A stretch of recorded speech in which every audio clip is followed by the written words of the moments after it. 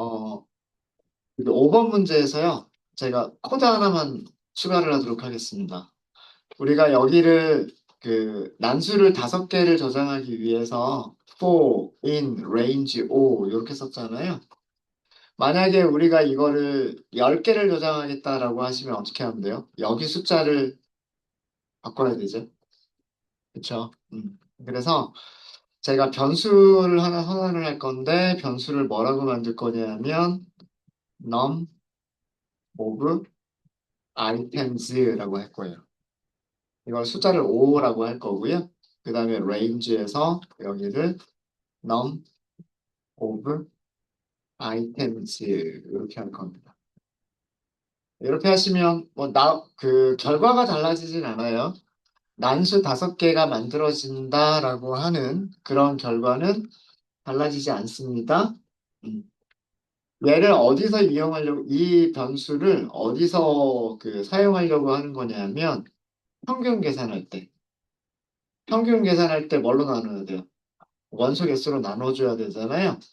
근데 만약에 문제가 자, 난수 5개를 사용하세요 였다가 난수 10개를 사용하세요 라고 문제가 바뀌게 되면 여기도 숫자를 바꿔야 되고 그 다음에 평균 계산할 때에도 나눠주는 숫자를 5에서 10으로 바꿔줘야 되겠죠. 네. 그럼 두 군데를 고쳐야 된단 말이에요. 두 군데를. 두 군데를 고쳐야 되는데 이렇게 변수 하나를 만들어 두면 그러면 여기 있는 숫자 하나만 바꿔버리면 난수를 만들어내는 개수도 바뀔 거고 평균을 계산할 때 나눠주는 숫자도 이 변수 값대로 바뀌겠죠.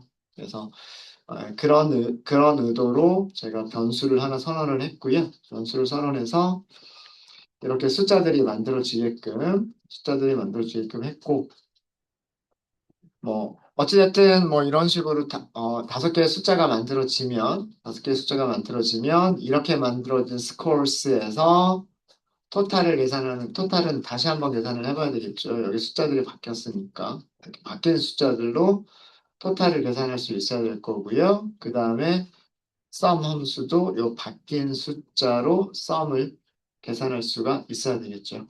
네. 요거는 편의상 만들어준 변수입니다. 편의상 만들어준 변수이고요. 수업, 쉬는 시간에 질문 주신 분이 계셨어요. 음, 쉬는 시간에 질문을 주신 분이 계셨는데, 어, 되게 실수하기 쉬운 부분이에요. 저도 아무 생각 없이 했다가 실수를 저도 종종 했었던 그런 부분이었고요. 그런 경우에 어떻게 해결하는지, 실수가 어떤 내용이고, 그 다음에 그런 경우에 어떻게 해결할 수 있는지라고 하는 걸 보여드리도록 하겠습니다. 어, 합계라고 하는 sum이라고 하는 함수가 파이썬에는 만들어져 있어요. 그래서 sum 이렇게 하면 이렇게 말풍선으로 얘는 함수다 이렇게 보여주잖아요. 그래서 괄호 이렇게 하면 얘는 어떤 일을 한다 이렇게 보여준단 말이에요. 아규먼트로 이터러블 즉 리스트나 튜플이나 이렇게 그런 리터러블들을 주면 합계를 계산해서 리턴해준다. 이렇게 설명이 되어져 있어요. 이거는 우리가 만든 함수가 아니죠.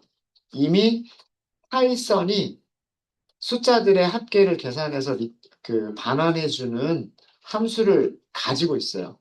그리고 그 이름이 뭐라고 만들어져 있냐면 sum이라고 하는 이름으로 만들어져 있어요. 근데 자 만약에요 제가 sum이라고 하는 이름으로 변수를 만들어 버리는 거예요. 뭐 여기다 1 더하기 2 더하기 3 더하기 4 이렇게 하겠다. 자, 그렇게 해서 sum이라고 하는 거를 프린트를 했어요. 1 더하기 2 더하기 3 더하기 4를 하면 10이군요. 그죠? 1 더하기 2는 3, 3 더하기 3은 6, 6 더하기 4는 10. 그죠? 맞아요? 그죠? 자, 이 셀이 실행이 되어버렸어요. 이 셀이 실행이 되고 나면 이 셀을 실행한 다음부터예요. sum이라고 하는 거는 뭐가 될까요? 함수가 아니라 정수가 돼버립니다. 지금 이렇게 힌트 보여주고 있죠. 아까랑 다르죠? 아까랑 다르죠?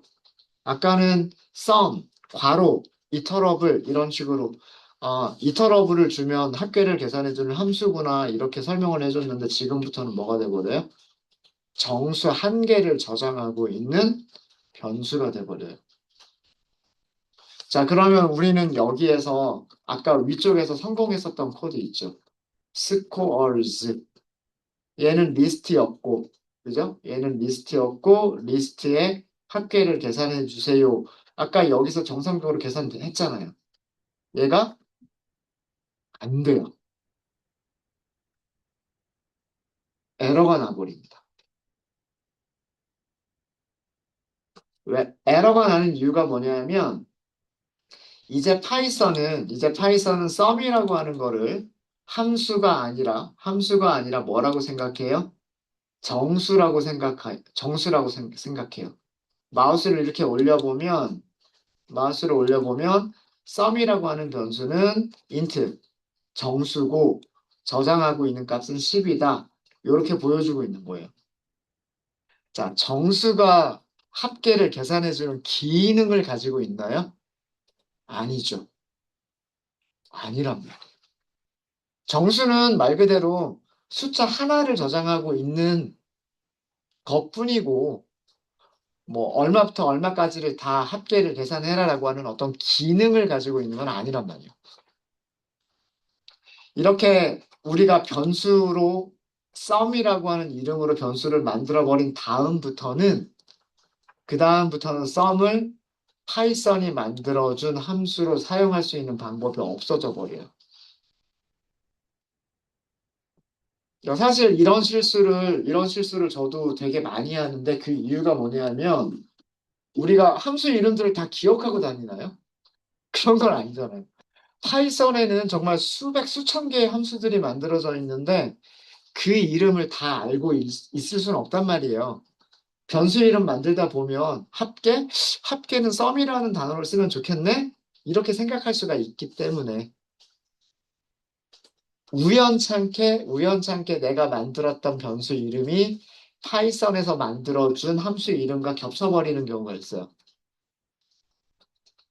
자, 그래 버리면 이름을 덮어 쓰는 게 생겨버리는 거예요.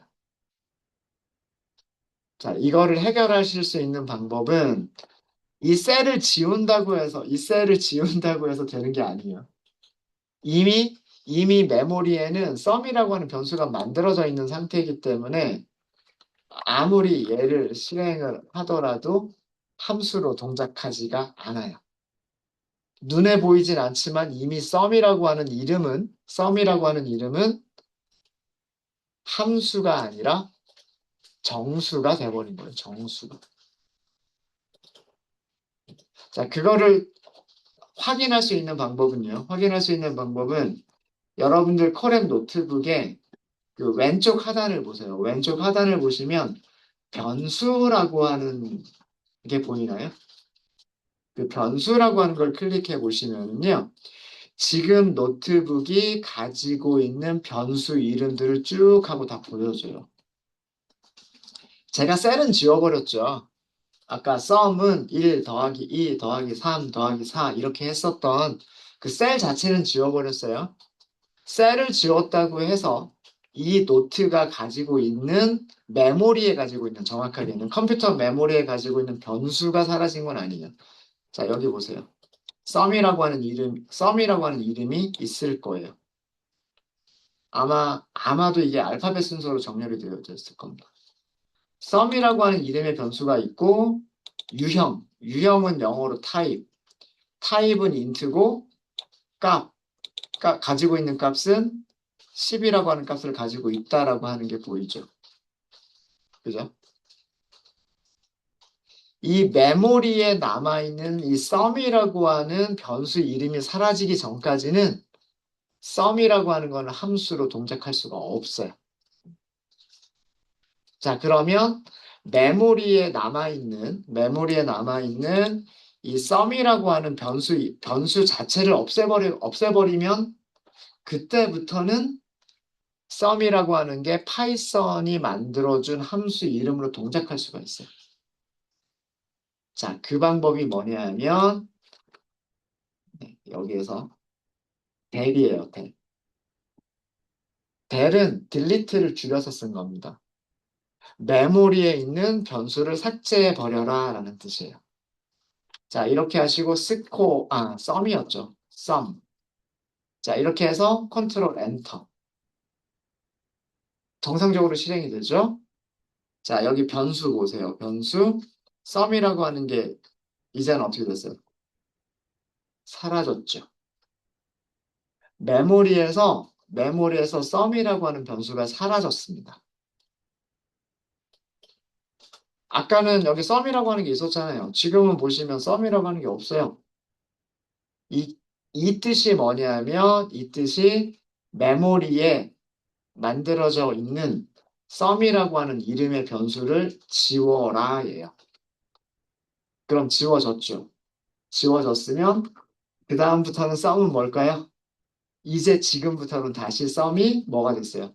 함수 이름이 되는 거예요. 이해되셨습니까? 그러니까 이 코랩과 같은 이런 노트북 환경에서 코랩과 같은 노트북 환경에서 내가 그 실수로 다른 사람이 만들어 놓은 함수 이름을 그걸 변수로 써버리면 그때부터는 그게 함수가 뭐 동작할 수가 없단 말이에요. 어. 근데 그 코드셀 지운다고 해서 메모리에 이미 만들어져 있는 변수가 사라지는 거는 아니에요. 그러면 방법은 이거예요. 방법. 메모리에 있는 변수를 지워라요. 메모리에 있는 변수를 지워라. 그러면 그때부터는 뭐가 된다? 이제 함수가 되는 거예요. 함수. 네, 되셨습니까? 저도 종종 하는 실수 중에 하나예요. 함수 이름들을 다 기억을 못하기 때문에 그 가끔씩 내가 만드는 변수 이름이 다른 함수 이름과 겹쳐버리는 그런 경우가 가끔씩 있어요. 가끔씩 있습니다. 요거 참고로 봐두시면 좋을 것 같고요. 뭐 지금은 이제는 잘 동작해요. 이렇게 잘 동작합니다. 네. 자, 이제 합계까지 저희 계산을 했죠. 자, 위쪽 5번부터 다시 보면은요. 5번 문제에서 아이템의 개수를 5개로 지정을 했고요. 변수를 하나 만들었어요. num of items라고. 아이템의 개수를 5개로 지정을 했고 5번 반복을 하면서 난수를 만들어서 리스트에 저장을 했습니다. 그 가지고 있는 리스트가 가지고 있는 숫자들을 보시면 뭐 좀 다르게 또 만들어 봤어요. 이런 숫자들을 가지고 있고요. 그 다음에 이런 숫자들을 3 더하기 6 더하기 4 더하기 7 더하기 2 이렇게 하게 되면 22가 되겠네요. 이렇게 하면 토탈이라고 하는 변수에 이 5개의 숫자들의 합계가 이런 식으로 저장이 되겠죠. 음. 이거는 sum이라고 하는 함수를 이용해서도 똑같은 결과를 줄 수 있다. 이렇게 보여드렸고요. 자, 이제 평균 계산이에요. 평균 계산은 쉽죠. 어, 제가 평균은 변수를 하나 만들도록 하겠습니다. 평균은 어떻게 계산하면 돼요? 위에서 우리가 토탈이라고 하는 변수의 합계를 계산하고 있었죠. 합계를 계산하고 있었기 때문에 평균은 어려운 게 아니죠. 합계를 나눈다. 뭘로 나눈다? 아이템의 개수로 나눈다. 이게 평균이잖아요. 평균의 정의를 그대로 쓴 거죠. 아이템들을 다 더해서 그 다음에 아이템의 개수로 나눈다가 평균인 거죠. 맞습니까? 그래서 이거를 min 하고서 프린트를 해보시면 22 나누기 5 하면 4.4가 되겠죠. 4.4. 그래서 평균까지는 합계만 잘 계산이 되면은요. 합계만 잘 계산이 되면 평균은 계산하는 게 어렵지 않을 겁니다. 자, 아까 말씀드렸던 내용인데 이 변수를 만든 목적은 뭐 때문이냐면, 만약 우리가 숫자를 여기서만 아이템의 개수를 10개로 바꿔버리면, 그러면, 난수 10개짜리가 만들어지겠죠? 난수 10개짜리가 만들어질 거고, 그 만들어진 10개를 가지고서 합계를 계산할 수가 있겠죠? 그리고 평균은 이 코드 변경할 필요가 있어요, 없어요? 없죠, 이제는. 그죠? 어. 여기에서 10개라고 지정이 됐기 때문에 10개로만 나눠주면 되는 거잖아요. 그쵸? 근데 만약에 우리가 이런 변수가 없었다라고 한다면 5개짜리를 10개짜리로 바꾸기 위해서 여기 숫자를 바꿔서 실행해야 되고 그 다음에 평균 계산할 때도 여기를 5라고 써져 있던 숫자를 10으로 바꿔서 다시 한번 실행을 해야 되겠죠. 네. 네, 코드를 여러 번 수정을 해야 되는 그런 그 불편함이 생긴단 말이에요. 네, 그래서 그 변수 하나로 정의를 해둔 겁니다. 여기를 5로만 바꿔서 다시 실행하면 이렇게 숫자들이 나오고 그 다음에 뭐 토탈 값도 바뀔 거고요. 평균값 계산하는 거는 코드 수정 없이 셀을 실행만 시키면 되는 거니까. 네. 그런 의도로 만든 변수예요. 그리고 이 값은 어디에서도 사용이 될까요? 이 값은 분산을 계산할 때에도 그리고 표준 편차를 계산할 때에도 아이템 개수는 필요하니까. 그죠? 그래서 만들어둔 변수입니다. 네, 자 이제 8번 분산이에요. 분산. 분산은 5개의 값이 평균에서 얼마 정도 떨어져 있느냐에 대한 정도를 알려주는 게 분산이에요. 지금 제가 가지고 갈게요. 옆에다가 만들어 놓고 가겠습니다. 음, 지금 그러니까 여러분들하고 저하고는 숫자들이 조금 다르긴 할 거예요. 숫자들이 조금 다르긴 할 텐데, 지금 제가 만든 난수로 만든 숫자는 10, 그 다음에 두 번째가 4, 세 번째가 8, 그 다음에 네 번째가 5, 마지막 여섯 번째가 6. 요렇게 5개의 숫자로 만들어졌어요. 요게 제가 가지고 있는 점수입니다. 스코어스예요.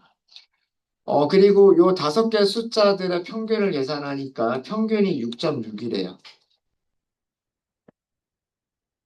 요거를 다 더하면 33이 나왔겠죠? 네, 다 더하면 33인 거고요. 요거를 다 더하면 14, 22, 그 다음에 27, 33. 그죠? 다 더하면 33인 거고, 그거를 5로 나누니까 평균이 6.6인 거예요. 분산이라고 하는 거는, 자, 여기, 요렇게만 쓸게요. X바. 이게 6.6, 6.6. 분산이라고 하는 거는요, 이 값이 평균에서 얼마나 떨어져 있느냐. 이 값은 평균에서 얼마나 떨어져 있느냐. 이 값은 평균에서 얼마나 떨어져 있느냐. 이런 것들에 다시 평균을 내는 게 그게 분산의 개념이다라고 하는 거예요. 그래서 SQL에서도 설명을 드렸지만 똑같은 평균 값을 갖는 점수들이 있더라도, 그죠? 똑같은 평균 값을 갖는 점수들이 있더라도 어떤 데이터들은 평균값 근처에 데이터들이 많이 있을 수도 있는 거고요. 어떤 데이터들은 평균값과 좀 떨어져 있게끔 많이 떨어져 있는 그런 데이터들도 있을 수가 있겠죠. 그죠? 이렇게 이런 거 설명을 드렸었잖아요. 예를 들어서 평균을 5라고 할까요? 6, 7. 요 세 개의 평균 계산하면 5가 되겠죠. 그렇지 않나요? 그죠? 근데 똑같이 평균이 5가 되도록 똑같이 만들 수가 있는데, 여기를 4, 여기를 8로 하면,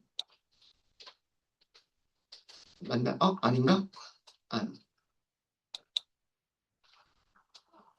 3으로 나누면, 죄송합니다.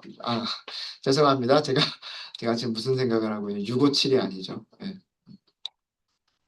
죄송해요. 점수가 3개가 있다라고 해볼게요. 점수가 4점, 5점, 6점이 있다고 해볼게요. 요거 평균 5점이죠. 그죠? 다 더하면 15점이잖아요. 15 나누기 3 하면 평균 5죠. 자, 똑같이 평균이 5점이 되도록 만들 수가 있는데, 여기를 3점, 여기를 7점. 그럼 요것도 평균은 5점이죠. 맞아요? 요것도 15점이니까. 자, 그 다음에 2점, 8점. 요렇게 해도 평균은 5점이죠. 그죠? 1.5점, 9점. 이렇게 해도 평균은 5점이죠. 그죠? 음. 자, 그런데 이 모든 데이터들은 평균값이 똑같아요. 평균값들이 똑같지만 데이터들은 좀 다르게 생겼죠. 얘네들은 다 고만고만하게 점수들이 비슷비슷하죠. 여기는요. 누구는 점수가 굉장히 좋고 누구는 점수가 굉장히 나쁘죠. 그렇죠? 이런 내용을 평균은 알려줄 수가 없어요. 평균의 단점은 평균은 전체적으로 어느 정도의 값을 가지고 있을 거다라고 하는 정도는 알려줄 수가 있지만 평균이 알려줄 수가 없는 거는 그 데이터들이 비슷비슷한 값들을 가지고 있느냐 아니면 극과 극인 값을 가지고 있느냐라고 하는 거는 평균은 알려줄 수가 없단 말이에요. 그래서 그거를 알려줄 수 있는 값이 뭐다? 그게 분산이다라고 하는 거예요. 뭐 시험 점수로 하면 시험 세 명, 여기에 있는 세 명은 비슷비슷하게 공부를 하는 학생들인 거고요. 여기 있는 세 명은 굉장히 공부를 못하는 학생과 굉장히 공부를 잘하는 학생이 섞여 있는 데이터인 거예요. 만약에 이거를 우리가 소득으로 치면은요, 여기에는 소득이 다 비슷비슷한 사람들만 있는 곳인 거고요. 여기는 굉장히 부자와 굉장히 가난한 사람이 섞여 있는 곳이란 말이에요. 그래도 평균은 똑같아요. 그죠? 그러니까 뭐 빈부의 격차 또는 뭐 성적의 격차 이런 것들을 평균값은 말해줄 수가 없죠. 그래서 무엇을 계산한다? 실제 데이터에서 평균값을 빼자라고 하는 거를 생각하는 거예요. 그러면 얘네들이 평균값 근처에 있는지 아니면 평균값에서 멀리 떨어져 있는지를 알 수가 있는 거니까. 그게 분산의 개념이다라고 하는 겁니다. 아, 네. 이해되셨어요? 이해되셨죠? 분산이 왜 필요한지 아시겠죠? 어, 어. 데이터들의 말 그대로 분산, 데이터들이 떨어져 있는 정도, 그거를 설명하기 위해서 분산이라고 하는 개념을 만들어낸 거예요. 계산하는 방법은 밑에 제가 적어드렸어요. 실제 데이터에서 평균값을 뺀다. 그리고 제곱한다. 그리고 걔네들을 다시 평균을 내면 되는 거죠. 맞습니까? 자, 그러면 순서대로 해볼게요.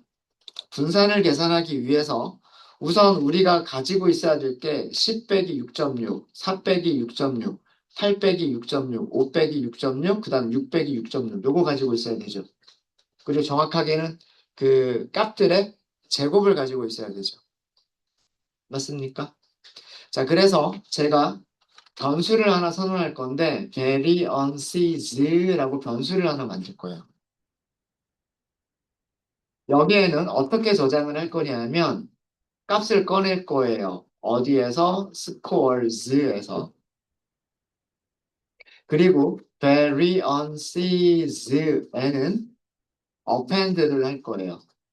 무엇을 append 할 거냐면 시험 점수에서 빼기 평균값.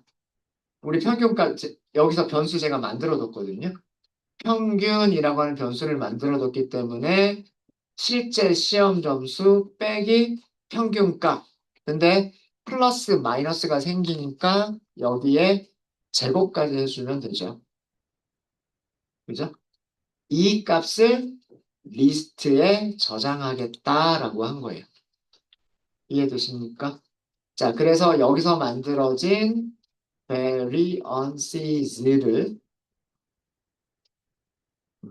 출력을 해보시면 이런 값들이 만들어지는 거예요. 10 빼기 6.6이니까 3.4겠죠. 3.4를 제곱한 거. 3, 3은 9하고 4, 4, 16, 그 사이에 있는 숫자겠죠. 그 다음에 4 빼기 6.6이니까 마이너스 2.6이겠죠. 마이너스 2.6이니까 마이너스 2.6의 제곱은 2의 제곱하고 3의 제곱 사이에 있을 거니까 6.75 이렇게 나온 거고요. 그 다음에 8 빼기 6.6이니까 1.4 아니에요? 1.4의 제곱이니까 2라고 4 사이에 있겠네요. 그죠? 그 다음에 5 빼기 6.6이니까 마이너스 1.6이죠. 마이너스 1.6의 제곱. 그 다음에 6 빼기 6.6이니까 마이너스 0.6이죠. 마이너스 0.6의 제곱. 그럼 우리가 할 거는 뭐예요? 이 5개 숫자들의 평균 계산하면 되는 거잖아요. 그렇지 않습니까? 그게 분산이에요. 첫 번째 값이 평균에서 떨어져 있는 거, 두 번째 값이 평균에서 떨어져 있는 거, 그리고 n번째 마지막 원소가 평균에서 떨어져 있는 것들을 다 제곱해서 걔네들의 평균을 계산하자. 이 5개 숫자의 평균을 계산하자. 이게 분산이에요. 이해되세요? 이해되시죠? 어, 여기까지 코드는요. 이렇게 만드실 수도 있으시고요. 이거를 뭘로도 만들 수 있겠다. 리스트 컴프레hension으로 만들 수도 있겠다예요. 어떻게? 얘는 리스트인데 무엇을 저장할 겁니까? 실제 시험 점수 빼기 평균을 계산할 거죠. 거기에 제곱을 계산하면 돼요. 민이라고 하는 변수는 위에서 우리가 계산한 평균값인 거고요. 그럼 x라고 하는 변수가 어디에서 나왔는지만 얘기해 주면 되는 거죠. for x in scores. 똑같은 숫자들이죠. 그러면 이제 우리는 아까 5개 숫자의 합계를 계산했었던, 그러니까 문제 6번이죠. 문제 6번에서 이렇게 숫자 5개의 합계를 계산했었던 것과 평균 계산하는 거, 요 두 개를 사용해서 얘네들의 평균을 계산하면 되는 거란 말이에요. 이해되십니까? 네. 변수 하나만 더 만들게요. 제가 뭐라고 만들 거냐면 sum of variances라고 만들 거예요. 그리고 for, 자, 이번에는 x를 어디서 꺼내시면 되냐면 이 리스트에서 꺼내시면 돼요. 이 리스트에서 그럼 variances 하나씩 더해 나가면 돼요. 이 변수에다가 x를 더해 나가면 돼요.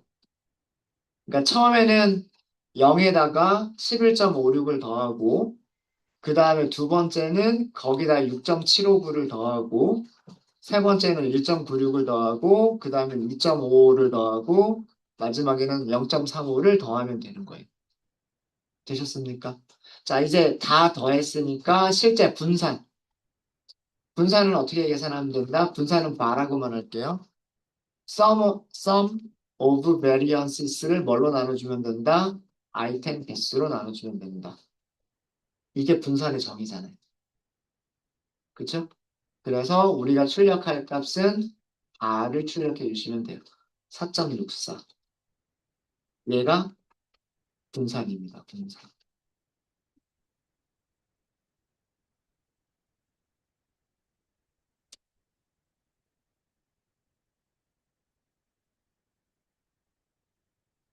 그러니까 핵심은 이거예요. 분산의 정의를 제가 밑에서 써드렸으니까 요거를 하기 위해서 차근차근 밟아 나가면 된다는 얘기죠.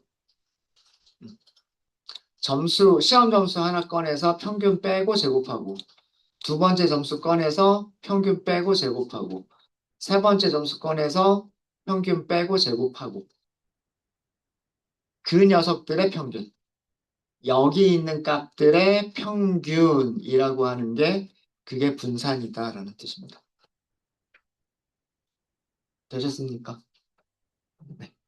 혹시 여기까지 질문 있으실까요?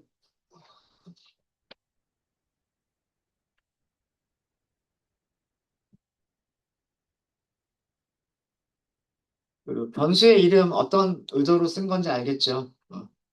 편차들이란 의미로 쓴 거고요. 그 다음에 편차들의 합, 뭐 이런 의미로 쓴 거고요. 그 다음에 편차들의 합을 개수로 나누겠다가 평균의 의미죠. 그게 분산. 분산. 네, 되셨습니까? 자, 그러면 표준 편차는 어렵지 않아요. 표준 편차는 분산의 뭐다? 분산의 루트를 씌운 거다라고 말씀드렸죠. 어떤 값에다가 루트를 씌운 거. 그러니까 이 분산에다가 루트를 씌운 거. 그죠? 아, 이렇게 쓸까요? 분산을 계산을 했으면 분산에다가 루트를 씌운 게 표준 편차다. 이렇게 말씀을 드렸죠. 맞아요? 음. 루트라고 하는 걸 어떻게 계산할까요? 어떻게 계산하셨어요? 함수를 이용하는 방법도 있고, 스퀘어 루트라고 하는 함수가 있어요. SQRT라고 하는 함수가 있습니다. 근데 이거 하시려면 아마 매스라고 하는 모듈을 가지고 오셔야 될 거예요. 이런 방법도 있고요. 루트라고 하는 게 루트라고 하는 게 거듭제곱으로 쓰면 몇 거듭제곱이죠? 2분의 1 거듭제곱 아닌가요? 2분의 1 거듭제곱. 루트라고 하는 게 뭐예요? 루트를 제곱해주면 원래 숫자가 나와야 되는 거잖아요. 그죠? 네. 2분의 1 제곱을 다시 제곱을 하면 원래 숫자가 나오는 거죠. 어, 수학, 요거 중학교 때 배우나요? 고등학교 때 배우나요? 요 정도는 아시겠죠? 네. 아마 중학교 수학인 것 같은데, 네. 다 지워버리면 안 되는데, 네. 죄송합니다. 네. 여기까지만, 요렇게만 남겨두도록 하죠. 그래서 루트라고 하는 거는 2분의 1 거듭 제곱이다라고 생각을 하시면 표준 편차는 그냥 간단하게 프린트로만 하실 수가 있는데 바 곱하기 0.5 이렇게 하시면 돼요. 2분의 1이 0.5잖아요. 0.5 거듭 제곱 이렇게 하시면 돼요. 분산의 0.5 거듭 제곱을 하면 그게 표준 편차다라는 뜻입니다.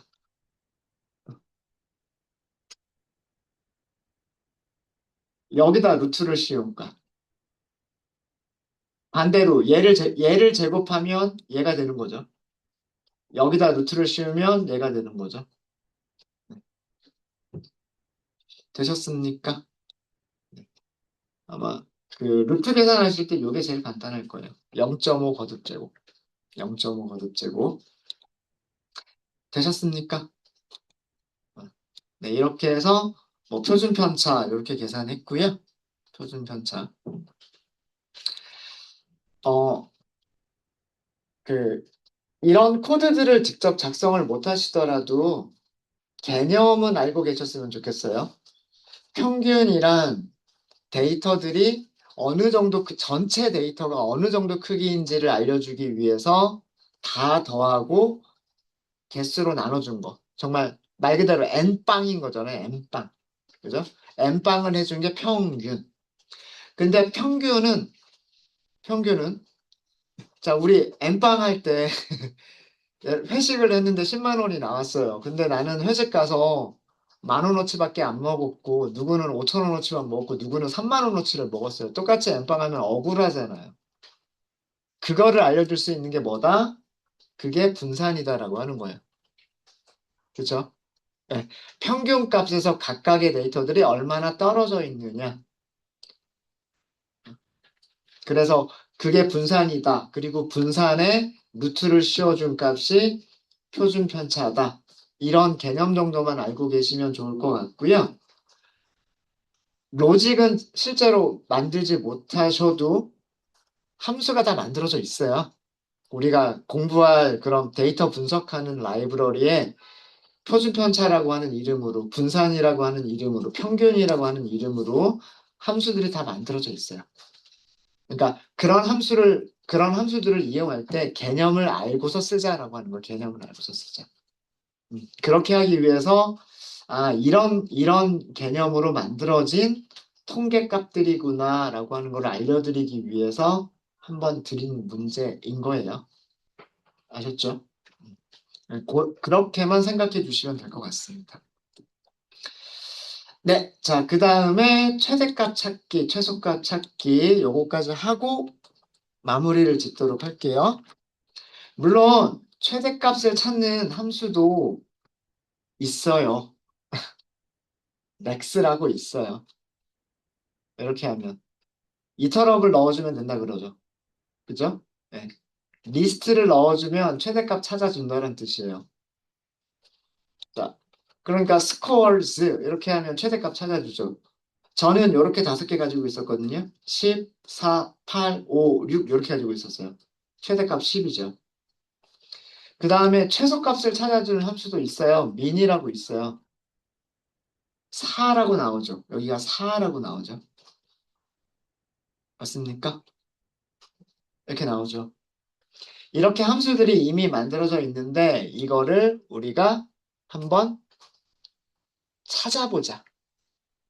찾는 거를 한번 해보자라는 의미로 드렸던 거예요.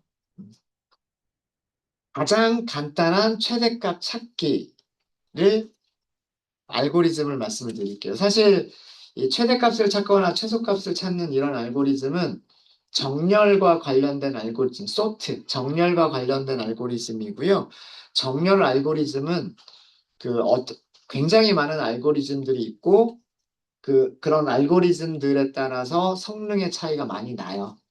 우리 같은 경우에는 데이터가 몇 개 안 되니까 뭐 이런 알고리즘으로 정렬을 하든 저런 알고리즘으로 정렬을 하든 속도 차이가 그렇게 안 나는데 대용량의 데이터인 경우에는 그 어떤 알고리즘을 사용하느냐에 따라서 정렬하는 게 굉장히 속도 차이가 많이 날 수가 있습니다. 근데 지금 제가 설명드리려고 하는 알고리즘은 정말 간단한 그리고 가장 단순 무식한 방법을 알려드리려고 해요.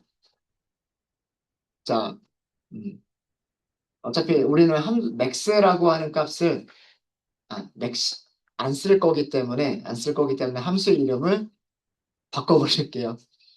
자, 이렇게 하는 순간 max라고 하는 함수는 쓰지 못하게 돼요. 그 다음부터는 자, scores가 있죠.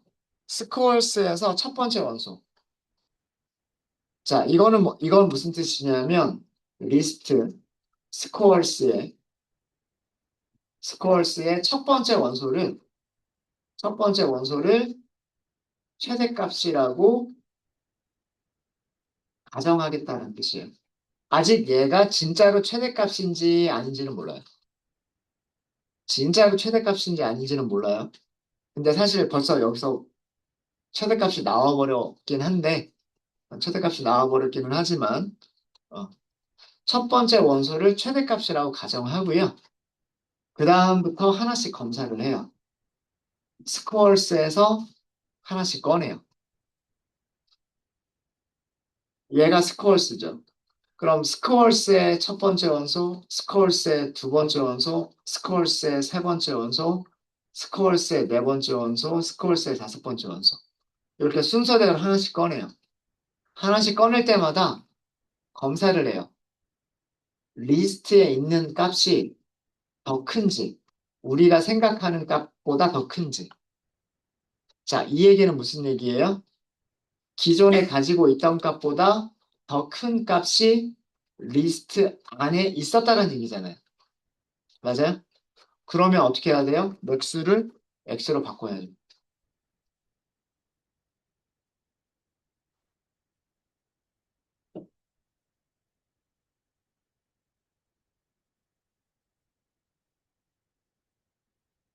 자, 결과를 보고 다시 한번 설명드리겠습니다. 자, 이렇게 해가지고요. 프린트 맥스 해보시면요. 10이라고 잘 나올 거예요.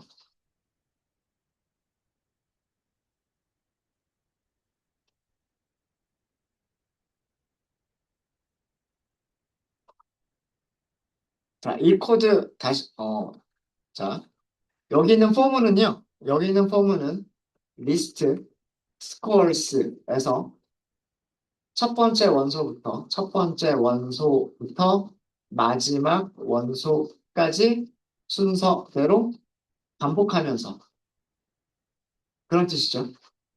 첫 번째 원소 꺼내서 이렇게 반복하고 두 번째 원소 꺼내서 반복하고 세 번째 원소 꺼내서 반복하겠다는 뜻이에요. 맞아요?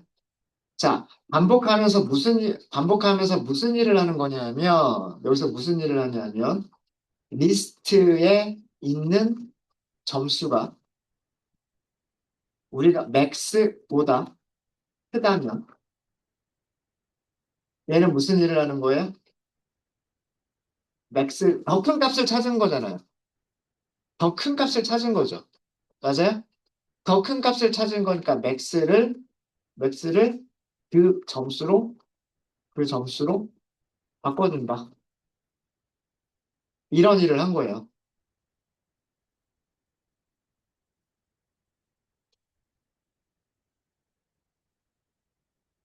자, 만약에요. 만약에 이렇게 생각을 해보도록 하겠습니다. 스콜스라고 하는 리스트가 있었어요.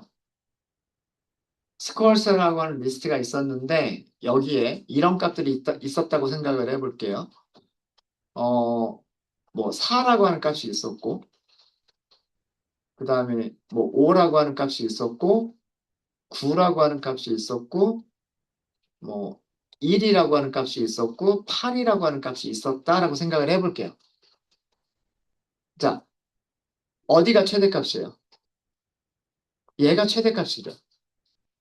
맞아요? 얘가 최대값이죠. 자, 제일 처음에 한 일은 뭐예요? 우리는 맥스를, 맥스를 뭐라고 하겠다? 4라고 하겠다. 이렇게 한 거예요. 제일 처음에. 이거는. 자, 이렇게 하는 이유는, 이, 일단 비교할 대상이 먼저 있어야 돼요. 비교할 대상이. 그러니까, 첫 번째 값을 일단 최대값이라고 생각하고, 첫 번째 값을 최대값이라고 생각하고, 이 값보다 큰 값이 있는지, 이 값보다 큰 값이 있는지, 그 값보다 큰 값이 있는지를 차근차근 찾아보면 되는 거잖아요. 맞아요? 맞습니까? 어. 자, 그래서 제일 처음에 우리는 최대값을 무조건 이 첫 번째 값을 무조건 최대값이라고 생각을 하는 거예요. 무조건 최대값이라고 생각을 했다가,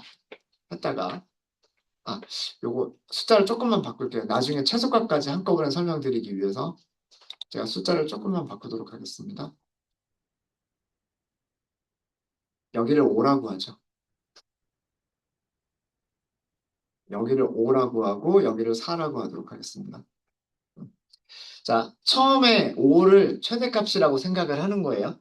5를 최대값이라고 생각을 하고 그 다음에 폼은 안에 있는 내용은 무슨 내용이냐면 리스트에서 원소를 하나씩 순서대로 하나씩 가져오겠다는 뜻이에요. 자, 제일 처음에 뭘 가져올까요? 5를 가져오겠죠. 얘가 x예요. 얘가 x예요. 자, 얘가 큰가요? 여기서 검사하는 건 이거잖아요. 맞아요? 5가 5보다 큰가요? 아니죠. 그럼 맥스는 안 바뀌어요. 그대로 원래 값이 그대로 남아 있어요. 자, 그럼 그 다음에는 두 번째 값하고 비교를 해봐야 돼요. 두 번째 값을 꺼내죠. 그럼 x가 이번에는 뭐가 돼요? x가 4가 돼요. 이 4라고 하는 값이, 자, 여기서 비교한 게 4가 맥스보다 큰가요? 하고 비교했잖아요. 지금 커요, 안 커요? 안 크죠? 그럼 여전히 5가 여전히 맥스 값이에요. 아직까지는. 자, 세 번째 값을 꺼냈어요. 세 번째 값을 꺼낸 게 9예요. 9는 5보다 커요? 크죠? 예, 그러니까 우리는 리스트 안에서 더 큰 값을 찾았어요. 더 큰 값을 찾았으니까 이제 어떻게 하자? 얘를 최대값이라고 하자. 이렇게 한 거예요. 리스트 안에서 우리가 생각하고 있었던 최대값보다 더 큰 값을 찾았으니까 그거를 최대값이라고 하자라고 한 거예요. 이해되셨습니까? 그래서 여기에서 바뀌게 되는 거예요. 맥스가 뭘로 바뀌어요? 9로 바뀌어요. 이렇게 넣었으니까. 9를 맥스에다 넣자라고 했기 때문에 얘가 바뀝니다. 자, 아직 모든 원소를 다 검사한 건 아니에요. 그 다음 원소를 봐야 돼요. 그 다음 원소는 1이죠. 그죠? 자, 1이 큰지를 검사해야 돼요. 자, 이제는 똑같은 코드지만 1하고 뭐를 비교해요? 1하고 9를 비교하는 거예요. 이해되십니까? 근데 1은 9보다 크지 않죠. 그럼 바꾸지 않아요. 바꾸지 않고요. 그 다음 마지막 원소를 꺼냅니다. 마지막 원소 x는 8이 되는 거예요. 8이 9보다 큰가요? 아니죠. 그러면 맥스는 한 번 딱 바뀌었어요. 한 번 바뀌면서 우리는 최대값을 찾은 겁니다. 네, 코드 이해되셨어요? 이런 식으로 최대값을 찾은 거예요. 이런 식으로. 정말 가장 단순하고 가장 단순한 방법이에요. 첫 번째 값, 여기서부터 순서대로 보는 거예요. 여기서부터. 얘를 최대값이라고 하겠다. 얘보다 큰 값이 있느냐? 얘보다 큰 값이 있느냐? 찾았어요. 그럼 그때부터는 얘가 최대값이에요. 그러면 이제 비교할 거는 얘보다 큰 값이 뒤에 있느냐? 얘보다 큰 값이 그 뒤에 있느냐? 이거를 찾아보는 거예요. 이해되셨습니까? 그럼 최소값을 찾는 방법은요. 최소값을 찾는 방법은 11 마지막 문제죠. 이렇게 하시면 돼요. 거의 똑같은 방식으로 하시면 됩니다.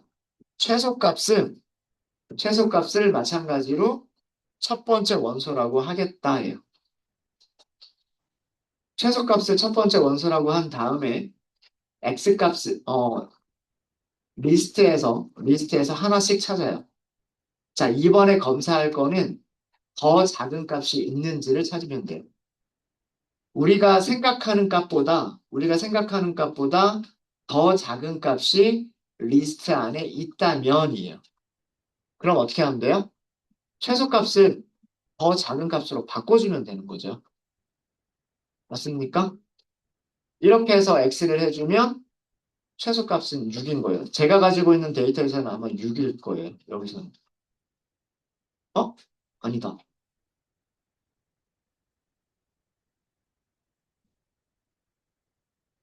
x를 출력하는 게 아니라 민을 출력을 해야 돼요. 네. 민이 최소값이죠. 그러니까 4. 저는 이게 4가 나왔는데 그거는 제가 가지고 있는 건 이런 데이터였기 때문에 그렇습니다. 12 최대값, 4가 최소값이었기 때문에. 자, 여기 있는 코드를 요걸 가지고서 설명을 드리도록 하겠습니다. 이걸 가지고 설명을 드릴게요. 여기서는 얘가 최소값이죠. 맞아요? 만약에 이런 데이터라면 5, 4, 9, 1, 8 이렇게 가지고 있는 데이터라면 최소값이라고 했을 때는 2를 찾아야 돼요. 맞아요? 자, 여기 코드 볼게요. 제일 처음에 우리는 최소값을 뭐라고 생각하는 거예요?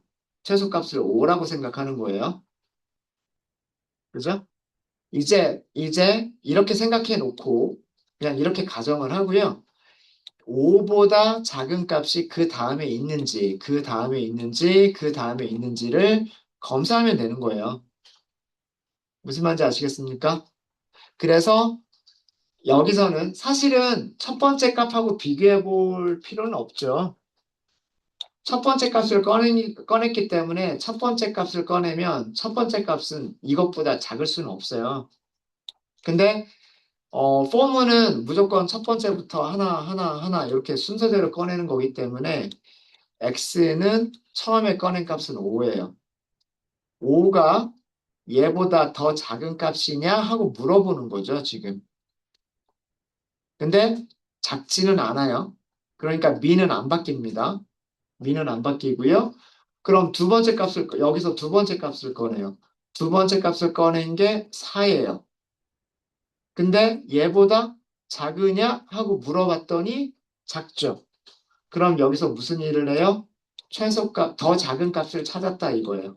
아, 이제는 최소값은 4예요. 여기 코드가 그런 일을 하는 겁니다. 그 다음에, 그 다음에 다시 올라가서 리스트에서 그 다음 원소를 꺼내죠. 그 다음 원소는 9란 말이에요. 자, 이제 9하고 비교하는 거는 요 4하고 비교하는 거예요. 9가 그 이전에 찾았던 최소값보다 더 작은 숫자인가 하고 비교를 하는 거예요. 아니죠. 그러면 아직까지의 최소값은 4예요. 그죠? 아직까지의 최소값은 4인데 그 다음 원소를 꺼냈어요. 그 다음 원소를 꺼냈더니 뭐예요? 1이죠. 1은 4보다 더 작은 값이죠.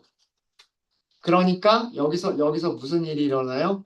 최소값을 한 번 더 바꿔버린 거예요. 여기서 찾은 값으로 최소값을 바꾼 거죠. 더 작은 값을 찾았으니까 5보다 작은 값을 찾았고 4보다 작은 값을 찾았으니까 현재까지는 1이 최소값이란 말이에요. 이해되세요? 그 다음에 또 마지막 원소를 꺼냅니다. 이 마지막 원소는 누구랑 비교해요? 바로 직전에 찾았던 최소값하고 비교를 해요. 얘랑 비교했을 때 누가 더 작은지. 그 작은 값으로 최소값을 정하는 거예요. 로직 이해되십니까? 네, 이런 식으로 작성한 거예요. 그러니까 이것도 뭐 주석으로 설명을 드리자면 이거 리스트의 첫 번째 원소를 최소값으로 생각하자. 그런데 여기서는 이제 리스트의 모든 원소들을 하나씩 순서대로 하나씩 순서대로 반복하는데 반복할 때마다 무슨 일을 하냐면 리스트에서 찾은 원소가 우리가 생각하는 어, 최소값으로 가정한 값보다 작다면 그죠? 최소값으로 가정한 값보다 더 작은 값이라면 그럼 어떻게 해주면 돼요? 찾은 값을 최소값으로 바꿔준다. 찾은 값을 최소 최소값으로 한다. 그런 내용인 거예요. 그렇게 해서 이런 과정을 처음부터 끝까지 쭉 이렇게 반복하다 보면 그때 최종적으로 민이라고 하는 변수에 저장되어져 있는 값이 최소값이 되는 겁니다. 어, 물론 뭐 이렇게 만들어 드리긴 했지만 사실 함수가 만들어져 있다라고 말씀드렸죠. max나 min이라고 하는 함수가 만들어져 있기 때문에 그걸 이용해서도 간단하게 그냥 함수를 이용하시는 것도 좋습니다. 그러니까 한 번 정도만 이렇게도 할 수가 있겠구나 정도로 생각을 하시, 어, 생각을 하시면 될 것 같아요.